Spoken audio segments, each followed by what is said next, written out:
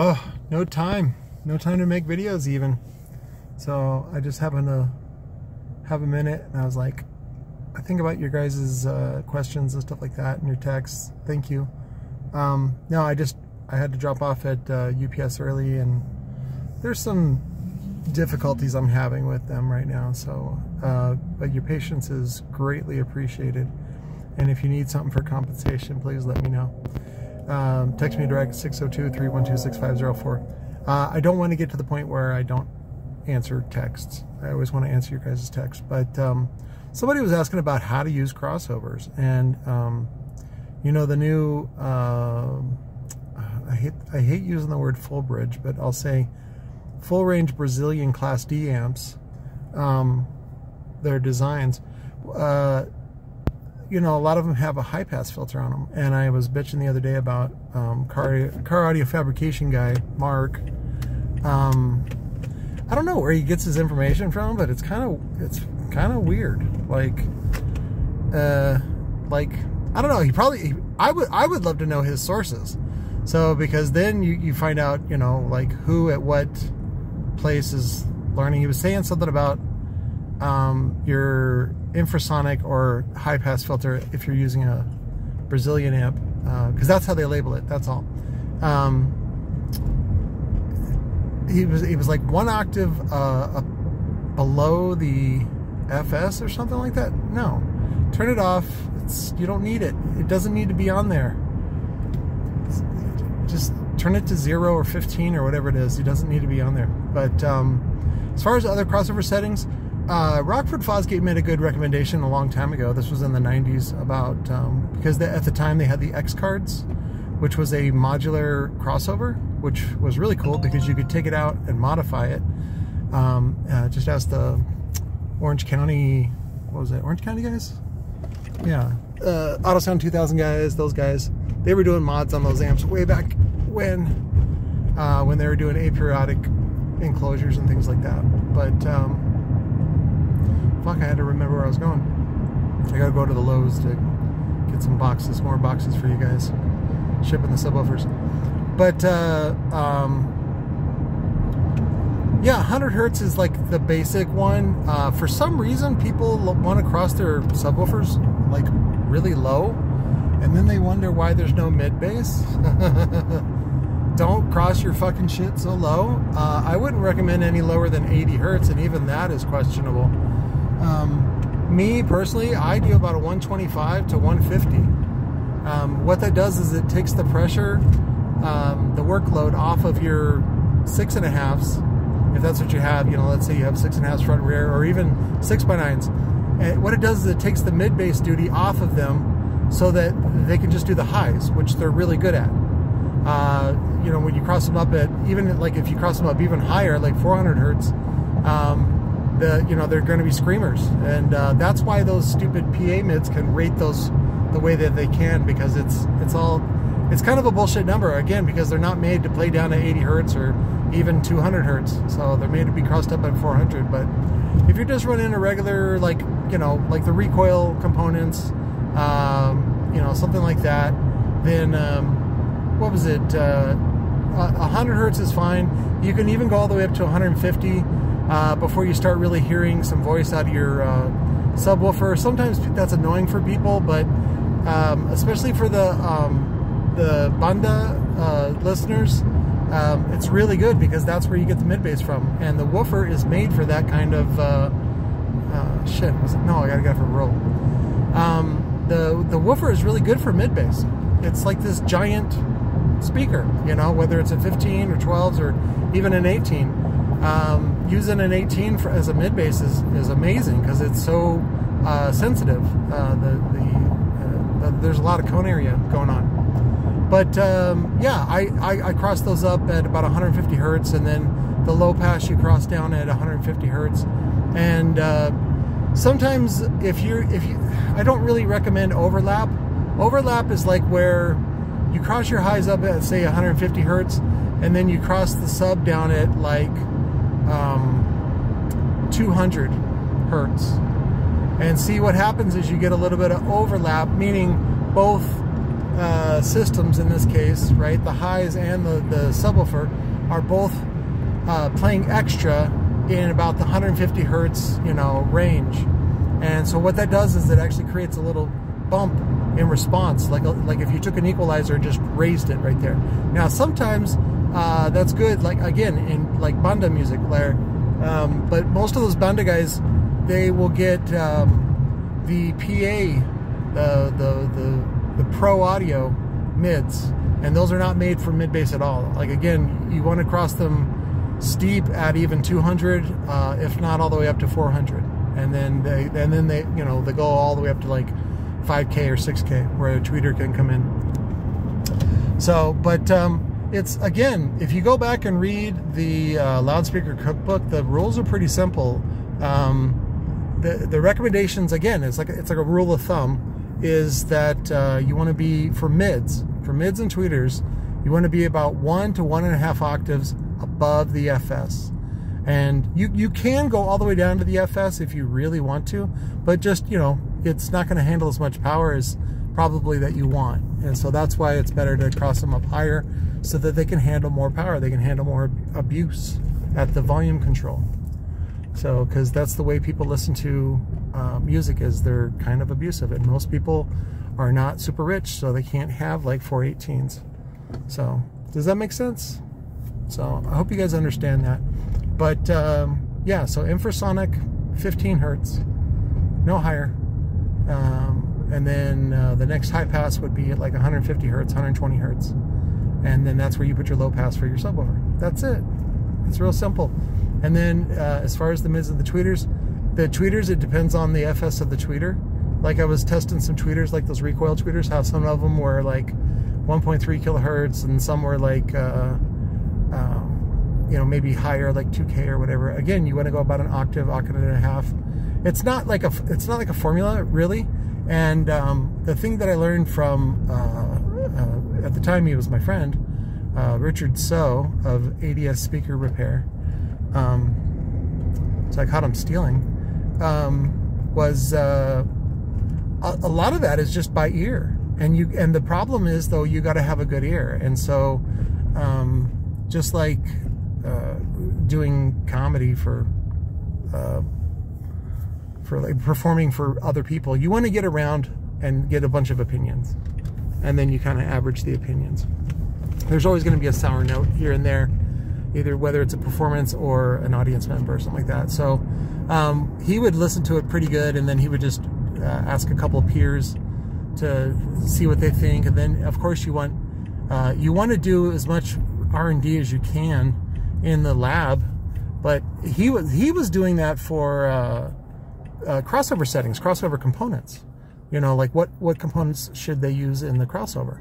And that's a whole other thing, man, where you got to go, okay, what's available, what's within the budget, what's going to work, how is there other ways to do stuff?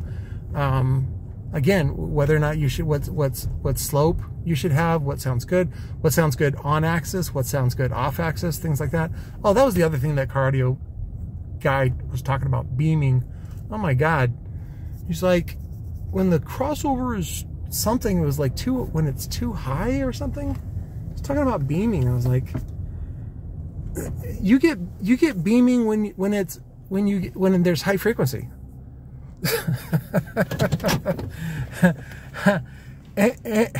Oh, that's what he was saying. He's saying if the frequency range of the driver is too high for the driver, meaning like say you have an 18-inch woofer and you're playing highs out of it, you're gonna get beaming. Which is dumb, because you get beaming. How do I say this? Beaming is just directionality. Okay, so if you're standing in front of it, it's going to be more pronounced. And if an 18-inch driver is playing full range, it's gonna play a lot of high frequencies louder than low frequencies, mostly because it requires more energy to produce the low frequencies, more excursion. And so that's why you want to dedicate your drivers to the pass band that they're good at. So, and again, that's why I recommended crossing the highs up at about 150 hertz. It takes the mid bass work off of their plate, and puts it on the woofer where it's much better served. So, but no, beaming is just high frequency. Like the higher the frequency goes, the more directional it gets.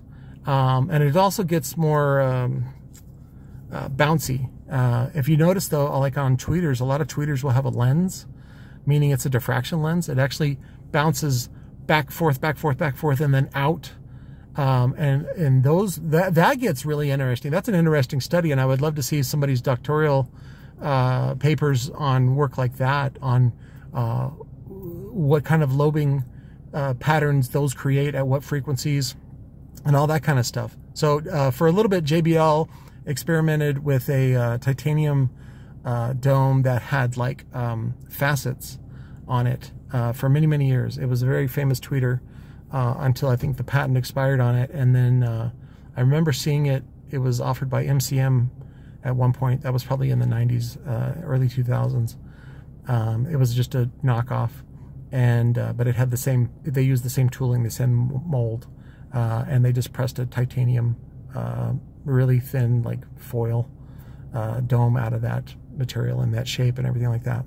So, but again, you have to remember, anything that's proprietary, anything that you know, like a company claims is like the best or whatever it is, if it truly was the best, everybody would be using it. Everybody. And so again, that goes back to, somebody else was asking about, oh, some people got butthurt that I shit on JL, and I was like, well, I go, you know, it's so funny because again, if polycones were the way to go, everybody would be using them. Everybody. But they don't. So I like when people use untraditional, I don't want to say people, when brands or whoever, designers, engineers, use untraditional methods. So like one of the things that I saw recently was it's like a paper cone with a polylaminate, or use like for a woofer, and then you use the it's a paper cone, but then they just put a dish cap on it, and the dish cap is actually pretty thick so that it actually makes it stronger, so that way you can get away with a weaker cone, or you know, one that's maybe surplus, or even just, you know, less expensive, more readily available, things like that. Diamond Audio and Larry Frederick took that to the ultimate. I've seen also the same work on by Alpine, where they, instead of having a cone, they just have a skeleton, and it's just a molded plastic skeleton, and then they just put a dust cap on it. That works too. It does. Is it very reliable? No, because again, they don't give a shit. Again, they want cheap, and again, high return on investment. And then what they do is they advertise that as if it's better, and it's better because it's lighter and all that kind of stuff. And again, that doesn't make any sense either, because moving mass heavier and then getting that fucker to move, that's what really makes bass. So just like if you try to close a door, somebody was talking about that too. They were all these myths, and again, these are either misunderstandings, or worst case is somebody just, it's a marketing angle. That's all it is. Like that whole dumb thing that Jacob made up, Jacob at Sundown, where they used a tall skinny surround so you'd have more cone area. That's all bullshit. And then what's funny is, because the surround is designed wrong, it wears out on the flex points. And again, that's after a year old, and so now you're fucked, because they double stitched the cone to the you know, and they don't offer surrounds, and you know, a bunch of other stuff. You got to do a whole recone, or do a cone swap on it. It's dumb. You should have a big you know, like the old TI stuff from TC.O.Z, or the Mega Roll, or something like that, for lots of excursion. That's the only way to go. You go, well, I want more cone. You don't need more cone area. What you need is just, you know, bigger magnets, things like that. So go with a bigger motor, go with a bigger sub than you think. And again, that's why I'm trying to bring this product to market, because, you know, when you buy a team woofer, it's fucking $2,000. You know, it doesn't matter whose team it is. So I want to bring it to you for about half that. If I can bring it to you for half that, everybody's, and then it's non-badged, so you guys can rebrand it. So, but back to using either a skeleton. Larry Frederick used that on the Diamond Audio. I think they renamed it. For the longest time, it was like the D3. I think they renamed it as the TX series. But also Alpine, I think, used it on the Type X, if I remember right.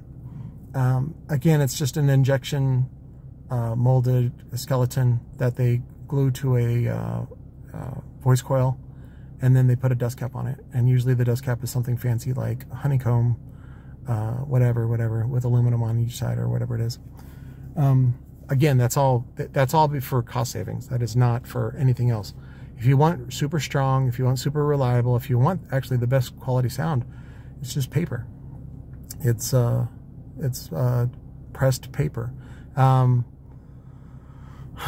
think I was getting into that. Oh, there is pressed paper that is too crispy, and that is double pressed. So they double press and they bake it. Rockford Fosgate did this with the T1 series back in the day, the silver face ones.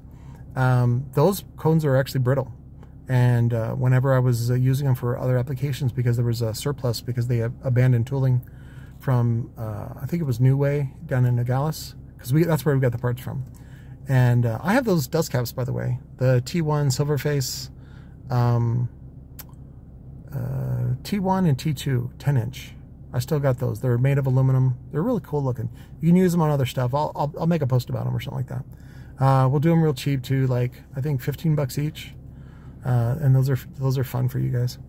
But I have a shit ton of those we can get rid of. But yeah, the best one is single press. So non-pressed is not great. And I don't know why they brag about that. You actually want some compression to compress the fibers to make them more dense. But if you press them and bake them too hard, they get crispy, just like a cookie. Yeah, I was just thinking about that. I was like, just like a cookie. Like if you pull a cookie out too soon, it's like bleh. Like some people like that. Some people like a cookie that's not quite done. And then there's a cookie when it's done. And then there's people that like it crispy, even maybe a little burnt, like toast. So, but yeah, non-pressed was used a lot by DD, Digital Designs. And that's when you flip the cone over and it looks like Freddy Krueger's face. It's just real lumpy and weird and inconsistent. That's, I don't know why they use those. I think those are brittle too. So we got some of those. Lord of Bass has some of those as well. I think in either the 10-inch or the 12-inch. The surround's real small. I don't like those, but sometimes people like the look, or the surround is a certain size so it fits a certain dust cap and looks a certain way, and you know, whatever. Sometimes I carry a nice variety like that. I used to buy all kinds of tons of samples from Lord of Bass just to experiment until I could finally import stuff that I liked and that I wanted. And that's what I have now, which is the Johnny 5 series cone with no, you know, cutouts. It's everything that I wanted. And now the GONZO cones, we're almost out of them, by the way. We're almost out of the 15s. I think I'm not going to sell any more of those until we get the next shipment in. And then there's going to be a little bit of a delay because right now I'm ordering during Chinese New Year. And so nobody's going to do anything until they get back in February. And then it'll be probably 6 weeks after that. And then it's got to ship. So I think what I ordered like 200 cones, and because I got over the hump. Once you make the initial order, after that you can order less quantities because they're like, oh, you're a serious client. That's really mostly what it's about. It's not really about making a minimum order quantity because they, you know, don't want to go into production and only make, you know, whatever. It's not that. It's just a sort of what is it? Like you're vested, or you know, you're a qualified buyer, something like that. So, and then I'm also going to import the 10-inch version, and I'm going to find out if we can get those with a 2.6 inch, or no, it's a 60 millimeter neck. So that way you guys can use them. I don't know what frames you're going to use them on, but you know, some people are like asking about them. I was like, okay, I'll look into it. But a 60 millimeter opening on the 10-inch. If I can get it on the 12 and the 15, I will. But last time they said no. Sometimes if you ask again, they'll say yes. So, but that's on the GONZO cones with the, it's a glass fiber laminate. It's kind of gray. Oh, the other thing is we got the 180 millimeter 2-layer aramid fiber backed dust caps that match the GONZO cones. So there was a little bit of a problem because I thought I ordered them, but apparently I didn't. When I look back on the things when I ordered all those dust caps, I didn't order that particular color. And then when we got the GONZO cones, people just seem to like it no matter what. So, but I finally got the matching dust caps. I think they're actually a little darker, but I'll have to do a picture tonight. I'll do that on the thumbnail for this video. But they fit the indent on the GONZO 18-inch cone. So now we have that.